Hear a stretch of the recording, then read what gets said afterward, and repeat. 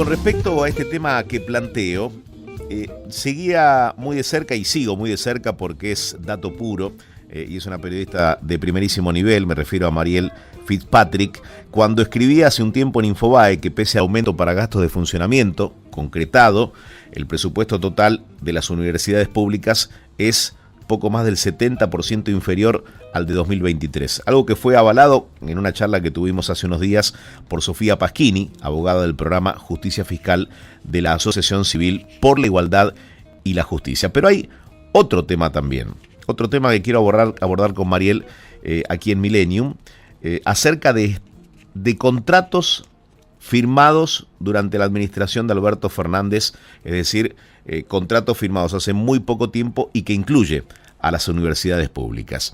Mariel Fitzpatrick es periodista de política especializada en investigación y periodismo de datos. Mariel, un gusto tenerte al aire. ¿Cómo estás? Eduardo Bataglia te saluda. Muy buenos días, Eduardo. Un gusto, gracias por llamar. Bueno, ¿por dónde empezamos? ¿Por el atraso, por el atraso de los números? Por el atraso de los números de las universidades, que bueno, son datos que habíamos analizado a partir también de un informe, vos lo mencionabas, de la organización ASIG, que comparaba, proyectando inflación, el último aumento que había anunciado el gobierno, que fue justo, se concretó, para recordar a la gente, la tarde previa a la marcha de la semana pasada, pero que había una salvedad, porque la verdad es que la información era confusa y la gente a veces no tiene por qué entender todo la letra chica. Ese aumento era solo para los gastos de funcionamiento. Entonces, cuando decía que había, no sé si recordás que el gobierno había dicho que había un 70% de aumento, sí, era solo para una porción chiquita de todo el presupuesto universitario. La asistencia financiera para el financiamiento universitario representa un poquito menos del 8% del presupuesto total. Entonces, esa comunicación del gobierno en parte era como engañosa, porque parecía que la partida era muy importante. Finalmente lo que le transfirieron el lunes a la tarde, previo a la marcha, fueron alrededor de 24.000 millones para 65 universidades públicas. Por eso el CIN, el Consejo Interuniversitario Nacional, había dicho que era absolutamente insuficiente.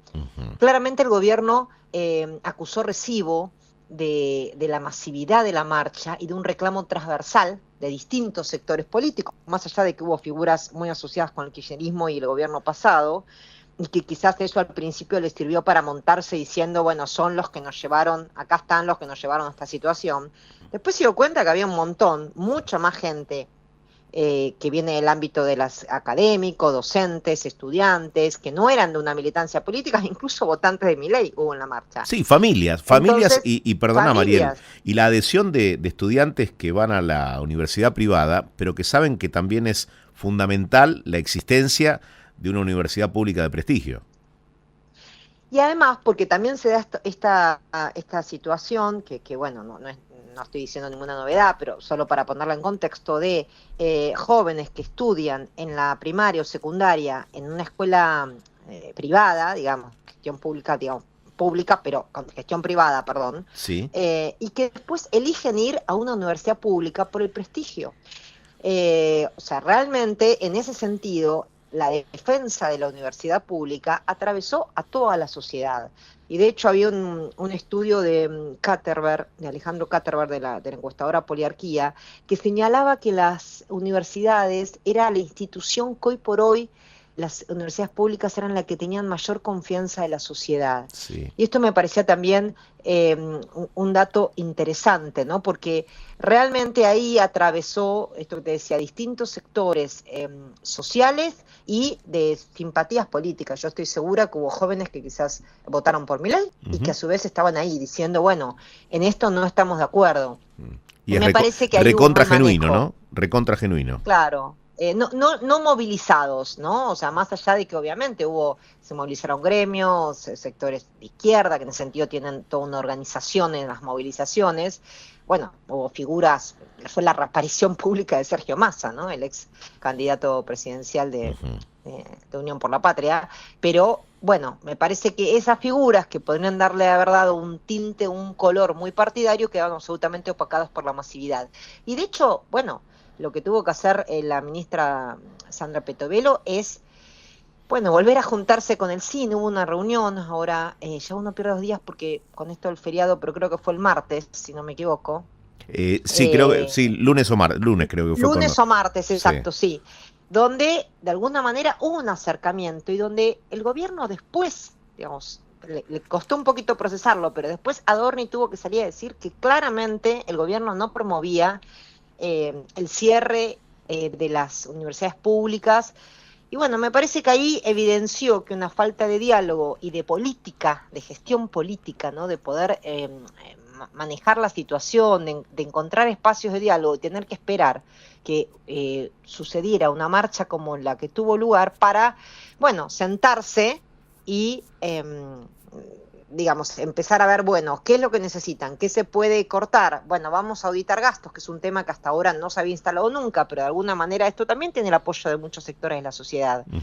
Más allá de la autonomía universitaria, la posibilidad de, bueno, que aquellas, o sea, por lo menos con los fondos públicos que recibe, después la gestión de la universidad es autártica y autónoma, pero aquellos fondos que recibe, bueno, poder tener algún tipo de control, más allá del control propio de la casa de estudios, respecto de cómo se usan. Sí. Y ahí hay una novedad que tiene que ver con el gobierno está promoviendo que la SIGEN, que es un organismo de control interno del Poder Ejecutivo, pueda de alguna manera colaborar con este control a el destino de los fondos públicos que reciben las universidades. Y aquí es bueno que hagamos un punto porque hasta el propio Helpi, luego de la reunión en Casa de Gobierno, planteó que estaban de acuerdo con que se monitoree y que se audite cada peso que llega a la universidad pública. Y a raíz de esto quiero mencionar lo que vos firmás a modo de nota y que tiene que ver con contratos sin licitación, es decir, organismos públicos que rubricaron convenios por una cifra millonaria. Digo, ¿qué ha pasado durante la presidencia de Alberto Fernández con las universidades o con algunas de ellas? Mira, yo me dediqué a relevar, porque vos sabés que cuando se produjo el cambio de gobierno en diciembre, la nueva gestión le encargó a la Sindicatura General de la Nación, la SIGEN, que veníamos hablando, que quizás es un organismo poco conocido para la gente, quizás la gente conoce más a la Auditoría General de la Nación, que es la que reporta al Congreso y que tiene como titular a alguien de la oposición cada vez que cambia el gobierno, sí. Pero la SIGEN es alguien interno. ¿Por qué es importante la SIGEN? Porque puede controlar la gestión, digamos, en el tiempo que transcurre. La AGN es posterior, o sea, muchas veces los informes de la AGN son viejos, nos decimos los periodistas, porque se refieren a 3, 4 años atrás. En cambio, la SIGEN, por eso es clave ese rol, va llevando auditorías o haciendo observaciones a cómo se maneja la gestión pública, el uso de los recursos, a medida que va transcurriendo, por lo cual hay posibilidades de correcciones.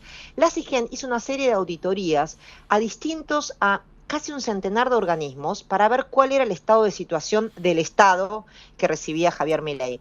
Yo relevé la totalidad de esas centenar de auditorías y me encontré con que muchos organismos tenían contratos muy elevados con las universidades, en muchos casos las del conurbano, las que se crearon en 2 grandes tandas para que la gente la ubique. Una tanda importante fue en el menemismo, en los 90, sí. Y otra tanda en el gobierno de Cristina, con universidades que quizás no tienen tanta trayectoria porque son más nuevas, que tienen un servicio de función de acercar la universidad a sectores que históricamente no tuvieron acceso y que quizás permite que haya una primera, camada de universitarios en su familia, sí. Pero que a su vez, bueno, están teñidas de, en algún caso, de tener una orientación política muy marcada, porque hubo una mecánica de creación de esas universidades que tienen que pasar por una aprobación del Congreso, pero donde el kirchnerismo tenía mayoría claramente en los gobiernos de Cristina, que eran como una suerte de premio al intendente, siempre el caso era del PJ o en alguna de las facciones del PJ, o a diputados del mismo sector. Entonces tienen esta como teñidas de esto de orientación política o más un interés político que académico. Vos hablas de, por ejemplo, para ponerle nombre, Universidad de San Martín, de La Matanza, 3 de Febrero, Jaureche. Bueno, son universidades, algunas tienen mucha trayectoria, La Matanza, claro. Un SAM, un 3 tienen mucha trayectoria y la verdad tienen excelentes carreras y casas de estudios. Pero, por ejemplo, para darte un caso de la UNSAM, de la Universidad Nacional de San Martín, que tuvo un rector que fue abiertamente kirchnerista, como Carlos Ruta, que ahora no es el actual, pero fue el que produjo una telenovela de Andrea del Boca que nunca se exhibió y que los fondos los había puesto debido al Ministerio de Planificación Federal.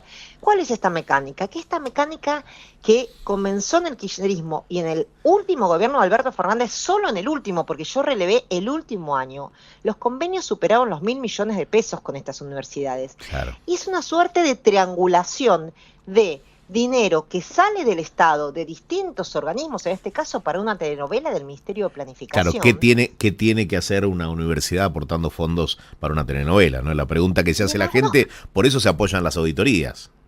Claro, y en otros casos también con contrataciones cuyo objeto es difuso, como puede ser un relevamiento o una capacitación en, no sé, supongamos, no sé, política de género o diversidades, Sí. o un tema de difusión de temas de ciencia en Tecnópolis, por ejemplo, ¿no? Sí. Recuerdo una hora que me acuerdo que relevé. Bueno, uno dice, ¿hace falta que el Estado contrate a una universidad? No estamos diciendo que la universidad, quiero aclararlo, se queda con el dinero o que hay una, por decirlo, como una corrupción. Sí. Lo que digo es, ¿hace falta que el Estado terciarice en universidades tareas que quizás son, digamos, no sé, hacer talleres de arte rupestre, no sé, de la historia de los dinosaurios, que derive fondos a una universidad para hacerlo? Digo, en caso de Tecnópolis, que hizo una serie de actividades la UNTREF. Me parece que, bueno, hay que poner la lupa sobre eso. Eso quizás lo puede hacer, no sé, el Ministerio de Ciencia y Técnica puede convocar a una serie de estudiantes de carreras de ciencia y convocarlos a participar a Tecnópolis, o sea, ser como digo, me parece que no hace falta y eso le da mucha opacidad a esos recursos, más cuando estamos hablando de recursos millonarios. Claro. Lo que estamos hablando de pocos fondos. Entonces, me parece que eso, que es algo que de alguna manera ahora en la nueva gestión se está poniendo la lupa, esta triangulación que le da opacidad a los fondos, que a su vez como las universidades son autónomas, lo que hace es evita un control efectivo sobre eso y que además permite que algunas de las objetos de esas contrataciones realmente sean a un punto cuestionables. No digo que no se haya hecho, pero para la difusión de la ciencia en distintos paneles en Tecnópolis, no sé si hacía falta contratar a una universidad. Entonces, digo, por mencionar un caso, en otros casos era un relevamiento territorial de un barrio, Sí. que a veces también son difíciles de cotejar hasta qué punto se concretó esa tarea, digamos, contratada o no. Entonces me parece, el Estado debe tener herramientas o sectores que puedan hacer un relevamiento territorial para ver cuál es la situación habitacional. O, por ejemplo, otro caso que te digo es el de un estudio que era para analizar las condiciones de hábitat y de vivienda de los potenciales beneficiarios de planes sociales.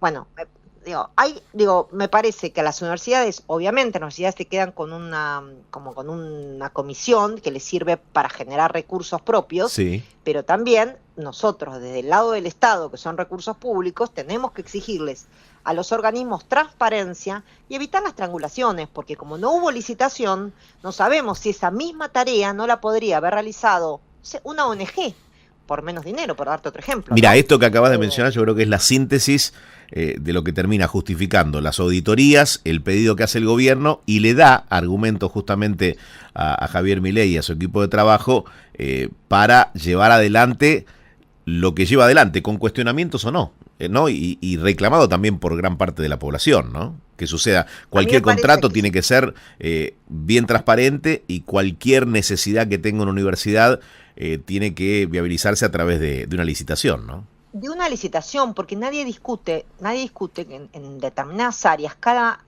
universidad tiene una expertise, o sea, puede ser, bueno, una se especializa en área tecnológica, otra puede ser en ciencias duras, otras en ciencias de la salud, pero bueno, que se presenten a una licitación y que entonces el Estado termine pagando aquello que le resulta más económico. Tal cual. Y no dándole un contrato por un convenio marco de, ¿qué pasa? La contratación con universidades sortea el procedimiento administrativo habitual, que es, todos dicen, es más engorroso y lleva más tiempo. Bien. Pero bueno, con buena voluntad se han podido, o sea, y con decisión, se han podido hacer licitaciones en menor plazo. Igualmente, digo, hay cosas que no requieren una urgencia.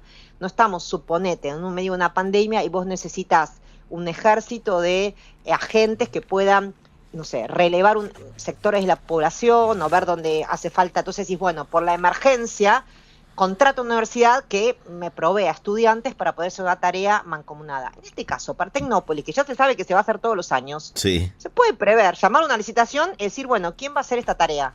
O para un relevamiento territorial en función de necesidades de la población, que puede recibir planes sociales, también lo puede hacer el Estado. Bien. Con un procedimiento habitual. En ese sentido, me parece que ahí eso se abusó de ese procedimiento. Obviamente a las universidades les conviene porque les genera también una cantidad de recursos propios. Cuando, o sea, desde la Universidad de La Matanza me decían, fue una de las más relegadas en fondos. Entonces, tener convenios con el sector público y el sector privado nos permite también una generación de recursos que reinvertimos. Eso me decían desde la UNLAM. Digo, puede ser válido como política universitaria. El tema es si los recursos son públicos, si esa contratación es más conveniente para el conjunto de los argentinos. Sin dudas, ¿no? Sin dudas. Mariel, muy enriquecedor escucharte. Muchísimas gracias por tu tiempo para Primero lo Primero. Gracias por llamar y hasta la próxima. Hasta Buen la día próxima. para todos. Claro que sí. Mariel Fitzpatrick, periodista de política especializada en investigación y periodismo de datos.